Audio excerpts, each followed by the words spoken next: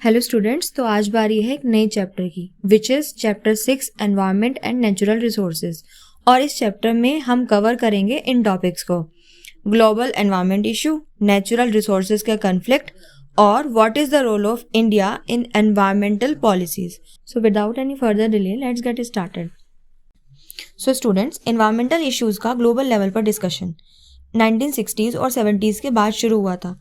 तब साइंटिस्ट और policy makers को समझ आया कि ह्यूमन एक्टिविटीज़ का नेचर और क्लाइमेट पर बड़ा इम्पैक्ट हो रहा है। हम सब जानते हैं क्लाइमेट चेंज यानी ग्लोबल टेम्परेचर का बढ़ना और अनप्रिडिक्टेबल वेदर पैटर्न्स का आना एक सीरियस कंसर्न है। साथ ही बायोडाइवर्सिटी लॉस भी एक मेजर प्रॉब्लम है। मतलब प्लांट्स और एनिमल्स की वैरायटी कम हो रही है जो इकोसिस्टम के बैलेंस को अफेक्ट करती है। ओजोन लेयर डिप्लीशन जो हार्मफुल यूवी रेज को ब्लॉक करती है और डिफॉरेस्टेशन यानी फॉरेस्ट का काटना, ये भी एनवायरनमेंट को थ्रेटन कर रहे हैं। अब बात करते हैं कंट्रीज के रोल्स की। डेवलप्ड कंट्रीज ने इंडस्ट्रियलाइजेशन के दिनों में ज़्यादा पॉल्यूशन किया है, इसलिए उनकी रिस्पॉन्सिबिलिटी ज़्यादा है एनवायरनमेंट बचाने की। डेवलपिंग कंट्रीज जैसे इंडिया और चाइना अभी डेवलपमेंट स्टेज में है, तो उन पर थोड़ी अलग रिस्पॉन्सिबिलिटी है। इस प्रिंसिपल अब हम बात करते हैं ग्लोबल एनवायरनमेंट इशू की। सबसे बड़ा इशू है ग्लोबल वार्मिंग, जो मेनली ग्रीन हाउस गैसेस के इंक्रीज होने की वजह से हो रहा है। ये गैसेस एटमॉस्फेयर में हीट ट्रैप करती हैं और अर्थ का टेम्परेचर ग्रेजुअली बढ़ता है। इससे ग्लेशियर्स पिघल रहे हैं और सी लेवल्स बढ़ रहे हैं, जो कोस्टल एरियाज के लिए काफ़ी थ्रेट है। साथ ही एयर और वाटर पॉल्यूशन भी एक सीरियस प्रॉब्लम है। इंडस्ट्रियल एमिशन और केमिकल की वजह से हवा और पानी दोनों पॉल्यूटेड हैं।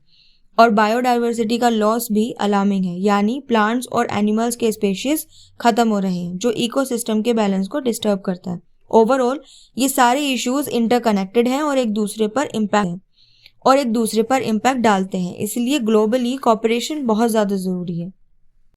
1992 में रियो दी जेनेरियो में अर्थ समिट हुई, जहां पर UN framework convention on climate change यानी UNFCCC अडॉप्ट हुआ। यहाँ पर एक इम्पॉर्टेंट कॉन्सेप्ट सामने आया, कॉमन बट डिफरेंशिएटेड रिस्पॉन्सिबिलिटीज़ यानी कि CBDR। इसका मतलब है कि एनवायरनमेंट बचाने की जिम्मेदारी सब कंट्रीज़ की है, लेकिन सब इक्वल नहीं है। डेवलप्ड कंट्रीज़, जिन्हें हम इंडस्ट्रियलाइज्ड नेशंस कहते हैं, उन्होंने हिस्टोरिकली सबसे ज़्यादा पॉल्यूशन किया है, इसलिए उनकी रिस्पॉन्सिबिलिटी ज़्यादा है। डेवलपिंग कंट्रीज़ जैसे इंडिया और चाइना अभी डेवलपमेंट फेज़ में है, तो उनके टारगेट्स और रिस्पॉन्सिबिलिटीज़ थोड़ी सी अलग हैं। CBDR एक बैलेंस क्रिएट करता है, यानी एनवायरनमेंट बचाओ और डेवलपमेंट कंटिन्यू रखो। दोनों पॉसिबल हो सकते हैं अगर कंट्रीज़ अपना रोल समझकर काम करें। अब बात करते हैं क्योटो प्रोटोकॉल की, जो 1997 में अडॉप्ट हुआ था। इस एग्रीमेंट का मेन एम था ग्रीन हाउस गैसेस एमिशंस को रिड्यूस करना, और सबसे इम्पॉर्टेंट बात ये थी कि ये बाइंडिंग था। मतलब डेवलप्ड कंट्रीज़ के लिए ये लीगली मैंडेटरी था कि वो अपने एमिशंस को कम करें। यूनाइटेड स्टेट्स ने इनिशियली क्योटो प्रोटोकॉल साइन किया, लेकिन बाद में उन्होंने विड्रॉ कर लिया, क्योंकि उनका कहना था कि इससे उनकी इकोनॉमी और डेवलपमेंट पर नेगेटिव इम्पैक्ट पड़ेगा। डेवलपिंग कंट्रीज़ जैसे इंडिया और चाइना के लिए कोई बाइंडिंग टारगेट नहीं थे, क्योंकि हिस्टोरिकली उन्होंने ज़्यादा पॉल्यूशन नहीं किया था। इसका मतलब ये है कि उनकी रिस्पॉन्सिबिलिटी अलग थी। यही कॉमन बट डिफरेंशिएटेड रिस्पॉन्सिबिलिटी का प्रिंसिपल है, जो पहले स्लाइड्स में हमने डिस्कस किया था। Overall Kyoto protocol environment protection का एक इम्पॉर्टेंट ग्लोबल स्टेप था, स्पेशली डेवलप्ड नेशंस अकाउंटेबिलिटी के लिए। अब बात करते हैं इंडिया के स्टैंड की ऑन एनवायरमेंटल इश्यूज। इंडिया हमेशा से सस्टेनेबल डेवलपमेंट के कॉन्सेप्ट को सपोर्ट करता है। मतलब ऐसा डेवलपमेंट जो एनवायरनमेंट को हार्म ना करे और फ्यूचर जनरेशन के लिए रिसोर्सेज सेफ रखे। साथ ही इंडिया ये भी कहता है कि पॉवर्टी इरेडिकेशन और इक्विटी भी इक्वली इम्पॉर्टेंट है। अगर लोग बेसिक नीड्स के लिए स्ट्रगल कर रहे हैं, तो उनसे एनवायरनमेंट प्रोटेक्शन की एक्सपेक्टेशन अनरियलिस्टिक हो सकती है।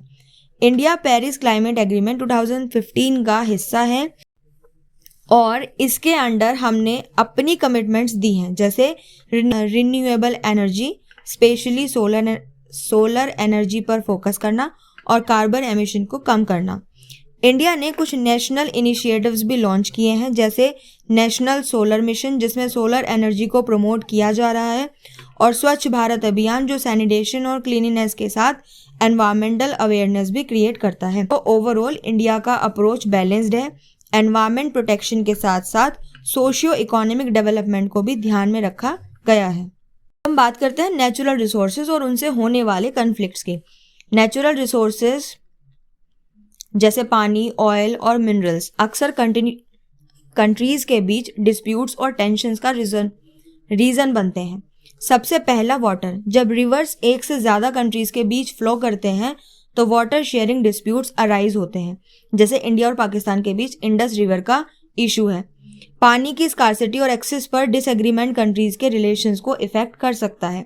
ऑयल और मिनरल्स भी स्ट्रेटेजिक कॉन्फ्लिक्ट्स का मेजर रीजन है। ऑयल रिच रीजन्स पे कंट्रोल पाना कंट्रीज के लिए पॉलिटिकल और इकोनॉमिक पावर का मैटर है। इसी वजह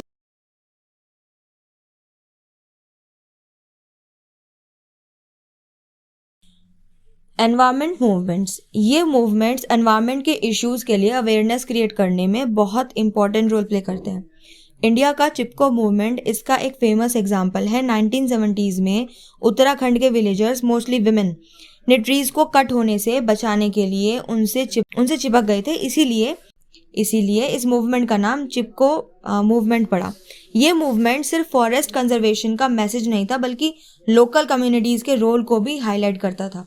आज के टाइम में ग्रीन पॉलिटिक्स एक नई पॉलिटिकल आइडियोलॉजी बन गई है, जिसमें एनवायरमेंट प्रोटेक्शन और सस्टेनेबिलिटी को पॉलिटिकल एजेंडा का पार्ट बनाया गया है। साथ ही सिविल सोसाइटी और एनजीओज का रोल भी बहुत सिग्निफिकेंट है। ये लोग अवेयरनेस कैंपेन चलाते हैं, लोकल प्रोजेक्ट्स इंप्लीमेंट करते हैं और गवर्नमेंट को अकाउंटेबल बनाते हैं। ओवरऑल एनवायरमेंट मूवमेंट्स और सिविल सोसाइटी ने पॉलिसीज और सिटीजन्स दोनों को जागरूक बनाया है। ये एक ग्लोबल चेंज क्रिएट करने का इंपॉर्टेंट स्टेप है। अब इस चैप्टर की कुछ इंपॉर्टेंट टर्म समझते हैं। पहला है सस्टेनेबल डेवलपमेंट। इसका मतलब है ऐसा डेवलपमेंट जो हमारी प्रेजेंट नीड्स को फुलफिल करे बिना फ्यूचर जनरेशन के रिसोर्सेज को हार्म किए, मतलब ग्रोथ के साथ एनवायरनमेंट को सेफ रखना। दूसरा है climate change. Long term changes in global या रीजनल क्लाइमेट पैटर्न्स, ये mostly green house gases emission की वजह से होता है। तीसरा है बायोडाइवर्सिटी, मतलब प्लांट्स और एनिमल्स की वैरायटी जो इकोसिस्टम के बैलेंस के लिए इंपॉर्टेंट है। अगर बायोडाइवर्सिटी लॉस होती है तो इकोलॉजिकल सिस्टम डिस्टर्ब हो जाता है। नेक्स्ट है ग्लोबल कॉमन्स। ये नेचुरल रिसोर्सेज होते हैं जो किसी एक कंट्री के ऑनरशिप में नहीं होते, जैसे एटमॉस्फेयर, ओशियंस और अंटार्कटिक रीजन। एंड लास्ट है CBDR, यानी कॉमन बट डिफरेंशिएटेड रिस्पॉन्सिबिलिटीज, मतलब सभी कंट्रीज के एनवायरनमेंट बचाने की रिस्पॉन्सिबिलिटी है, लेकिन डेवलप्ड कंट्रीज की हिस्टोरिकल रिस्पॉन्सिबिलिटी थोड़ी ज़्यादा है और डेवलपिंग कंट्रीज के टारगेट्स अलग हैं। ये टर्म्स याद रखना इंपॉर्टेंट है क्योंकि बोर्ड्स और एग्जाम्स में ये फ्रिक्वेंटली पूछे जाते हैं। इंडिया का रोल इंटरनेशनल एग्रीमेंट्स में। इंडिया 2015 के पेरिस क्लाइमेट एग्रीमेंट का एक्टिव मेंबर है, जिसमें कंट्रीज ने क्लाइमेट चेंज से फाइट करने के लिए कमिटमेंट्स दिए। इंडिया ने अपने INDCs यानी intended nationally determined contributions submit किए। इनमें फोकस था renewable energy, specially solar energy को प्रमोट करना और कार्बन एमिशंस को कम करना। साथ ही इंडिया ने एफोरेस्टेशन और एनर्जी एफिशिएंसी के तरफ भी काफ़ी इनिशिएटिव्स लिए हैं ताकि एनवायरनमेंट को प्रोटेक्ट किया जा सके।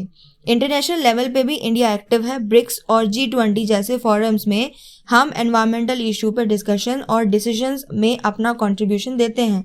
ओवरऑल हम ये कह सकते हैं कि इंडिया का अप्रोच एक बैलेंस मेंटेन करता है।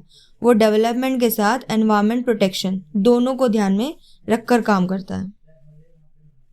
ये क्वेश्चंस आपके रिवीजन के लिए यूजफुल होंगे और बोर्ड एग्जाम में पूछे भी जा सकते हैं, तो इनकी प्रैक्टिस जरूर करना। अगर आपको किसी भी टॉपिक में डाउट हो तो कमेंट सेक्शन में ज़रूर लिखना।